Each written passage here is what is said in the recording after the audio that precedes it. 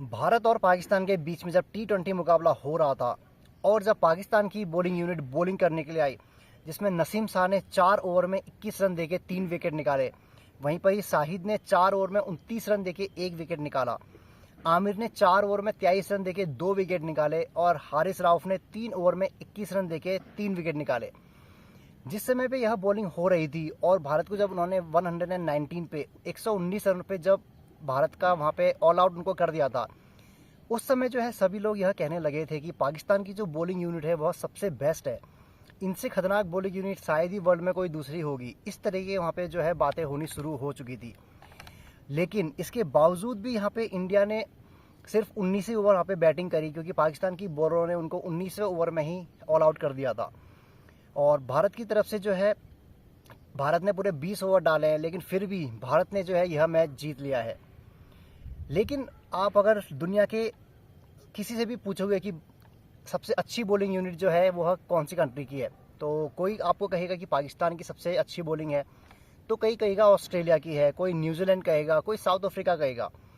लेकिन गौर करने वाली बात यह है कि शायद ही आप कभी यह सुनोगे कि भारत की यूनिट जो है बॉलिंग यूनिट वह वर्ल्ड की सबसे बेस्ट है। ऐसा सुनने को रेयर ही मिलता है, मतलब कहीं भी ऐसा सुनने को कभी नहीं मिलता है।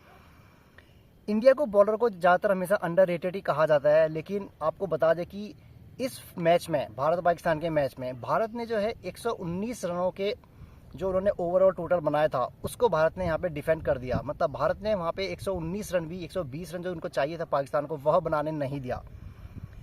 लोएस्ट टोटल जो है भारत का यहाँ पे वर्ल्ड कप में जो बनाया भारत ने, जिसको डिफेंड किया है 119 रनों का। आज तक 119 रनों को डिफेंड भारत नहीं कर पाया था इतने कम स्कोर को। इस बार जो है भारत के बॉलर ने यह कमाल कर दिया है।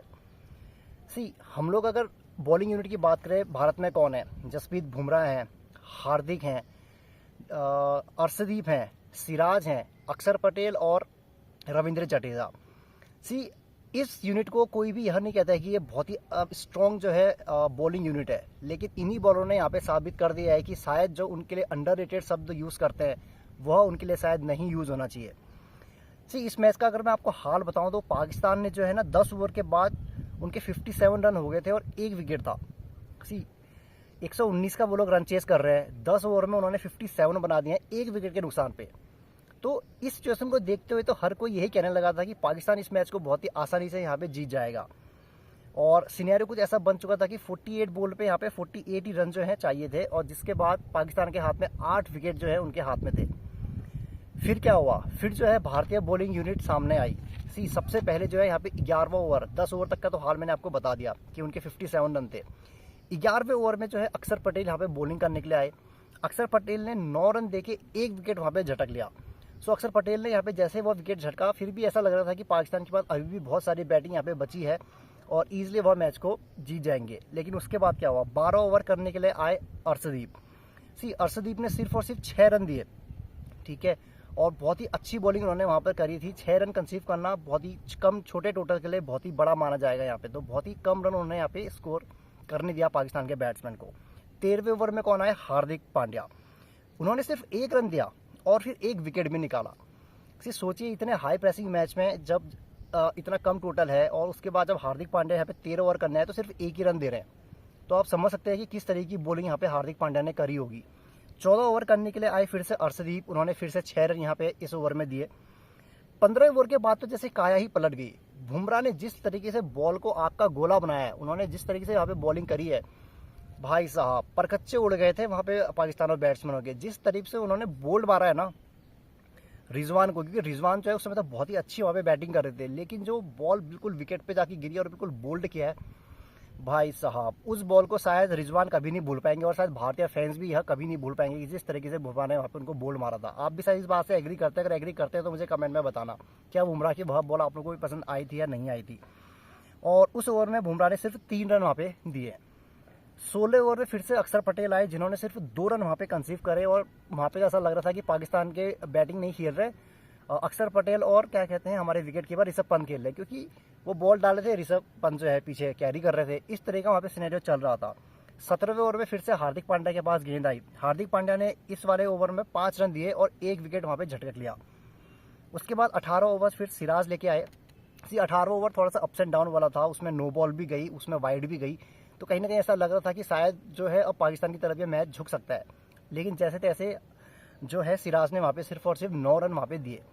19 ओवर में फिर से बुमराह है। बुमराह का तो पता ही है आपको भाई, उनके हाथों में जादू है और वह बेस्ट बॉलर है इंडिया के, आपको पता ही है। इंडिया के क्या मैं कहूँगा पूरे वर्ल्ड के वह बेस्ट बॉलर हैं, और क्यों है उन्होंने इस ओवर में साबित कर दिया, क्योंकि 19 ओवर में बुमराह ने सिर्फ 3 रन दिए और इफ्तिकार को जो है वहाँ पर आउट कर दिया। इफ्तिकार पाकिस्तान को जिता सकते थे, उनकी बैटिंग स्किल्स आप जानते हैं कि वह जब मारते हैं तो फिर आराम से बैटिंग जिता सकते हैं, लेकिन इफ्तिकार समझ नहीं पाए बुमराह आखिर क्या गेंद डाल रहे हैं। 20 ओवर में फिर अर्शदीप आए और उन्होंने 11 रन दिए आखिरी ओवर में, लेकिन फिर भी जो है 6 रन से भारत वहाँ पे इजीली मैच को जीत गया। ज़्यादातर जब भी लो स्कोरिंग मैच होते हैं तो यही कहा जाता है कि सामने वाली टीम को जो है आप ऑल आउट करके ही यहाँ पे मैच जीते जा सकते हो, लेकिन भारतीय टीम ने पाकिस्तान को ऑल आउट नहीं किया। सिर्फ 7 विकेट जो है पाकिस्तान के यहाँ पे गिरे थे। और सबसे मज़ेदार बात ये थी कि भारत ने 119 रन 19 ओवर में बनाया, क्योंकि एक ओवर तो भारत खेल ही नहीं पाया था, और पाकिस्तान ने यहाँ पे 20 के 20 ओवर पूरे खेले हैं। तो आप समझ रहे हो कि सामने वाली टीम को 20 ओवर पूरे कराना और उसके बाद उनको 119 रन ना बना देना, तो कहीं ना कहीं यह बॉलिंग जो यूनिट है वह दिखाता है कि इनको अंडररेटेड जो शब्द से हम लोग हमेशा कहते हैं वह शायद इनके उससे हटा देना चाहिए था। और भारत ने जो है 6 रन से इस मैच को जीता डाला। और भारत की बॉलिंग की अगर बात करूँ तो किसने कितना यहाँ पे बॉलिंग में क्या क्या रन दिए, देखिए सिराज ने यहाँ पे 4 ओवर दिए 19 रन दिए, 4 ओवर में 19 रन दिए। बुमराह ने 4 ओवर में 14 रन देके 3 विकेट झटक लिए। हार्दिक पांड्या ने भी बहुत ही अच्छी बॉलिंग करी, 4 में 24 रन देके 2 विकेट उन्होंने भी निकाले। वहीं जडेजा ने 2 ओवर किए 10 रन दिए। अक्षर ने 2 ओवर में 11 रन देके 1 विकेट निकाला है। वहीं पर ही अर्शदीप ने 4 ओवर में 31 रन देके 1 विकेट निकाला है। बुमराह जो है इस मैच के मैन ऑफ द मैच थे, वह क्यों बेस्ट हैं यह बुमराह ने दिखा दिया। और बुमराह इसी तरीके से बॉलिंग करेंगे अगर, तो डेफिनेटली आगे वर्ल्ड कप में बहुत ही ईजी हो जाएगा भारतीय के लिए यह वर्ल्ड कप जीतना। और अब शायद यह वक्त आ गया है कि भारत को अब हम भारत के स्पेशली जो बॉलर्स हैं उनको अंडररेटेड कहना अब हम बंद करें।